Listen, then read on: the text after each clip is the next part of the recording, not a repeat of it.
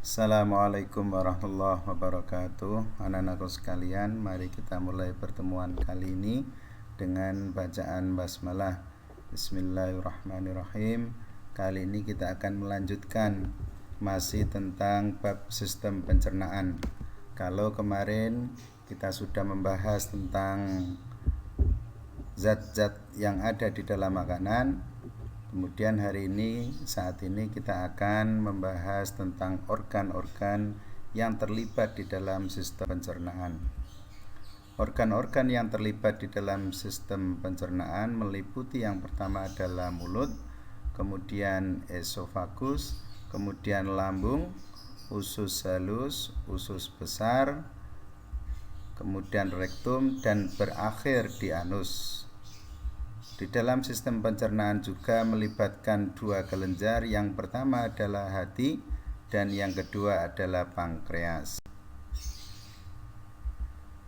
Sistem pencernaan itu meliputi proses pencernaan, alat pencernaan, dan kelainan gangguan pada sistem pencernaan, dan ini yang kita akan bahas pada saat ini.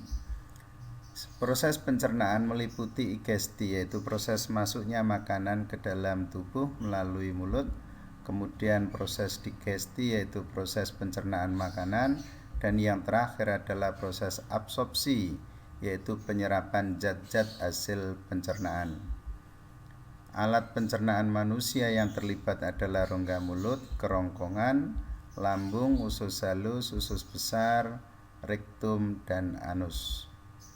Sedangkan kelainan atau gangguan pada sistem pencernaan ada diare, ada wasir, konstipasi, apendisitis, gastritis, sama sakit gigi. Yang pertama adalah rongga mulut. Di dalam rongga mulut itu terjadi dua proses pencernaan, yaitu pencernaan mekanik dan pencernaan enzimatis, yaitu pencernaan yang dibantu oleh enzim. Di dalam mulut terdapat gigi, yang mana gigi itu berfungsi menghancurkan makanan secara mekanik, dan di dalam rongga mulut juga ada lidah yang berfungsi untuk merasakan, mencampur makanan, mengaduk makanan, serta membantu proses penelanan. Dan yang ketiga, di rongga mulut juga terdapat kelenjar ludah, yang di kelenjar ludah itu akan dihasilkan enzim petialin, dan enzim petialin inilah yang berfungsi untuk mencerna makanan, yaitu mencerna amilum menjadi maltosa, yaitu karbohidrat yang memiliki dua gugus gula atau yang disebut dengan disakarida. Gigi. Susunan gigi pada manusia itu dibagi menjadi dua, yaitu gigi susu dan gigi tetap. Gigi susu itu memiliki 20 buah atau 10 pasang. Gigi susu itu ada ketika kita masih anak-anak. Kemudian gigi tetap itu jumlahnya bertambah menjadi 32, dan ini kalau sudah 32 itu pada saat kita menginjak dewasa. Dan penambahan itu terjadi pada penambahan gigi geraham. Gigi itu sendiri dibagi menjadi beberapa macam berdasarkan fungsi dan bentuknya. Ada gigi seri yang berfungsi untuk memotong, ada gigi taring untuk merobek, dan gigi geraham untuk mengunyah. Struktur gigi itu sendiri dibagi menjadi 3 bagian. Bagian yang nampak, yang terlihat itu disebut mahkota gigi, dan gigi bagian yang ada di gusi itu disebut leher gigi, dan yang menancap di tulang itu disebut akar gigi. Bagian terluar dari gigi itu disebut dengan email yang berwarna putih, dan di tengah itu ada yang berwarna kuning, itu disebut dengan dentin. Kemudian di dentin itu ada rongga gigi yang di situ terdapat pembuluh darah dan juga saraf. Lidah itu selain sebagai alat pencernaan juga alat indera. Struktur lidah itu di permukaannya terdapat papila-papila dan di dalam papila terdapat kuncup rasa. Dan di dalam kuncup rasa itu terdapat saraf pengecap yang mampu mendeteksi beberapa rasa. Dan pembagian di dalam merasakan makanan itu bagian paling ujung itu merasakan manis, kemudian bagian pinggir depan itu merasakan asin, kemudian ke atas itu merasakan asam, dan di paling pangkal itu merasakan rasa pahit. Berikutnya kelenjar ludah. Di rongga mulut itu terdapat 3 kelenjar ludah. Yang pertama adalah kelenjar parotis yang bentuknya paling besar, letaknya ada di bawah telinga. Kemudian ada kelenjar sublingualis, letaknya ada di bawah lidah, dan kelenjar submandibularis, letaknya di bawah rahang. Ketiga kelenjar ini itu memiliki 2 kandungan, yaitu enzim petialin atau enzim amilase, juga terdapat antibodi atau imunoglobin A atau IgA, yang mana imunoglobin ini berfungsi untuk membunuh bakteri pada saat di mulut, dan enzim petialin itu berfungsi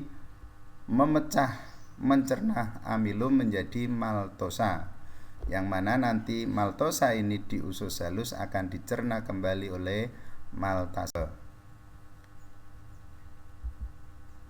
Kemudian ketika makanan di kerongkongan atau esofagus tidak terjadi pencernaan, hanya di dalam kerongkong ini nanti makanan akan dibentuk menjadi bolus yang kemudian didorong menuju ke lambung dengan sebuah gerakan yang disebut dengan gerakan peristaltik atau meremas-remas. Berikutnya menuju ke lambung.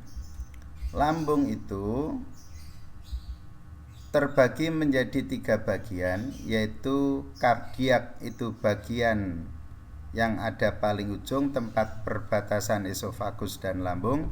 Kemudian bagian yang ada di tengah disebut dengan fundus, dan bagian yang dekat dengan usus halus itu disebut dengan pilorus.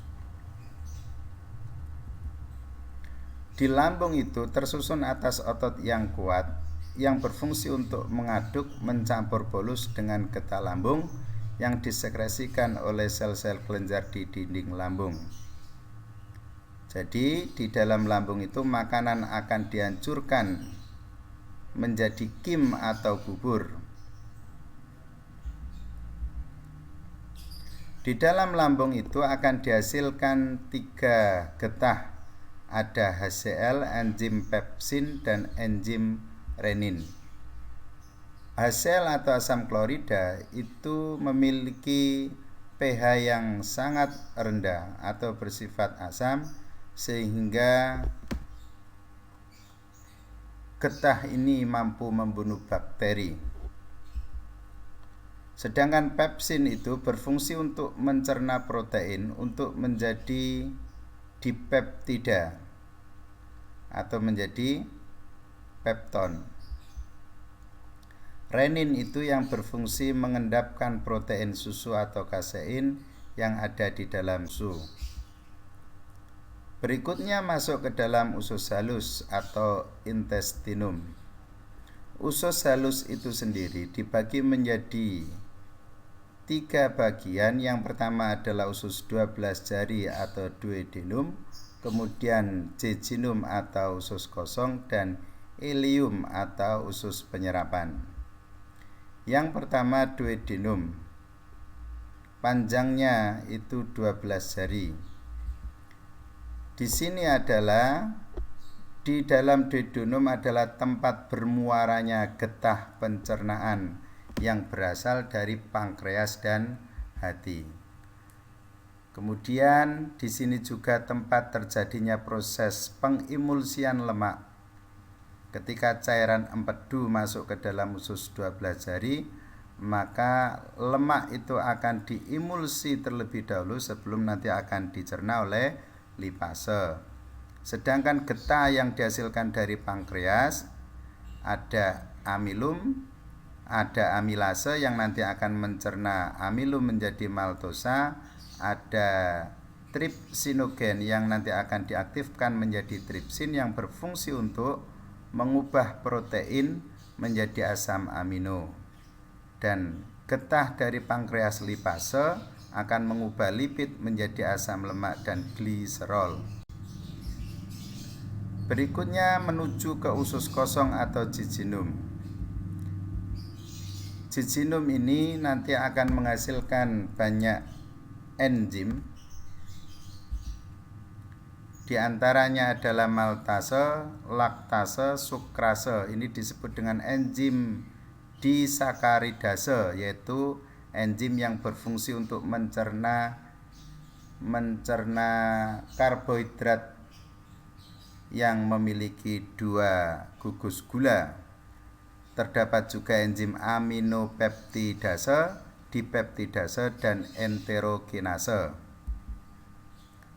Yang mana nanti maltase itu akan mencerna maltosa menjadi 2 glukosa, laktase mencerna laktosa menjadi galaktosa dan glukosa, sukrase mencerna sukrosa menjadi fruktosa dan glukosa.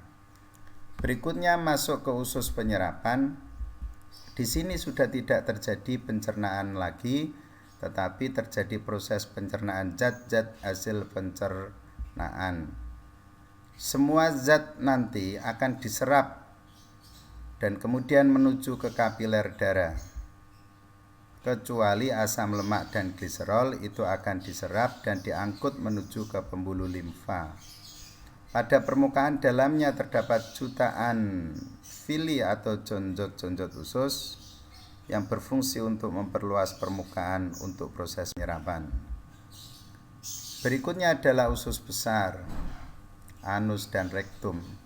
Usus besar itu memiliki bentuk struktur yang ke atas itu disebut kolon ascendent, kemudian ada yang mendatar itu disebut transversum, dan ke bawah disebut kolon descendent. Dan di bagian pangkal usus besar itu terdapat umbai cacing atau usus buntu atau appendix. Kemudian setelah dari usus besar, maka nanti akan menuju ke rektum dan nanti akan keluar lewat lubang yang bernama anus. Usus besar ini memiliki 3 fungsi. Satu adalah mengabsorpsi air, yaitu menyerap air kembali untuk dipakai tubuh kembali, dan terjadi proses pembusukan oleh bakteri dan kemudian berfungsi membentuk massa feses. Itu adalah 3 fungsi dari usus besar. Selain ada saluran pencernaan, sistem pencernaan juga melibatkan kelenjar pencernaan. Ada 2, yang pertama adalah pankreas, yang mana di pankreas ini akan dihasilkan lipase untuk memecah lemak menjadi asam lemak dan gliserol. Amilase mencerna amilum menjadi maltosa, dan tripsinogen yaitu enzim yang belum aktif nanti akan diaktifkan oleh enterokinase menjadi tripsin, dan tripsin ini yang mengubah pepton menjadi asam amino. Kemudian juga ada kelenjar hati yang berfungsi untuk mensekresikan empedu, dan empedu ini yang berfungsi untuk mengimulsi lemak sebelum lemak nanti akan dicerna. Dan di empedu ini dihasilkan pigmen. Terdapat pigmen bilirubin dan biliverdin. Dan dua pigmen inilah yang memberi warna feses dan juga memberi warna urin. Yang terakhir adalah gangguan dan kelainan pada sistem pencernaan. Yang pertama adalah gangguan pada mulut. Ada parotitis atau gondong, yaitu infeksi pada kelenjar parotis yang disebabkan oleh virus. Kemudian ulitis adalah peradangan pada gusi. Ada serotomis atau produksi air liur yang sedikit. Kemudian gangguan pada lambung, ada gastritis, yaitu peradangan akut pada dinding lambung karena alkohol, makanan awetan atau makanan yang kotor. Kemudian ulkus adalah peradangan dinding lambung karena produksi HCl yang tinggi sedangkan makanan yang masuk sedikit. Kemudian ada kolik, adalah gangguan salah satu pencernaan lambung karena makanan terlalu banyak atau pengaruh alkohol atau makanan yang pedas. Gangguan pada usus, satu adalah diare, yaitu gangguan penyerapan air pada usus besar yang tidak terjadi atau lambat sehingga feses yang keluar berbentuk cair. Konstipasi itu lawannya, atau sembelit, yaitu gangguan penyerapan air yang terlalu banyak sehingga fesesnya menjadi padat dan keras. Enteritis adalah peradangan pada usus halus dan usus besar karena bakteri. Apendiksitis adalah peradangan pada umbai cacing atau apendik yang disebabkan oleh bakteri yang kita kenal dengan usus buntu. Berikutnya adalah hemoroid atau ambeien, yaitu pembengkakan atau pelebaran pada pembuluh vena yang ada di anus. Sekalian, saya kira sampai di sini pertemuan kali ini. Terima kasih atas perhatiannya dan mari kita tutup dengan bacaan hamdalah. Alhamdulillah Rabbil alamin. Assalamualaikum warahmatullahi wabarakatuh.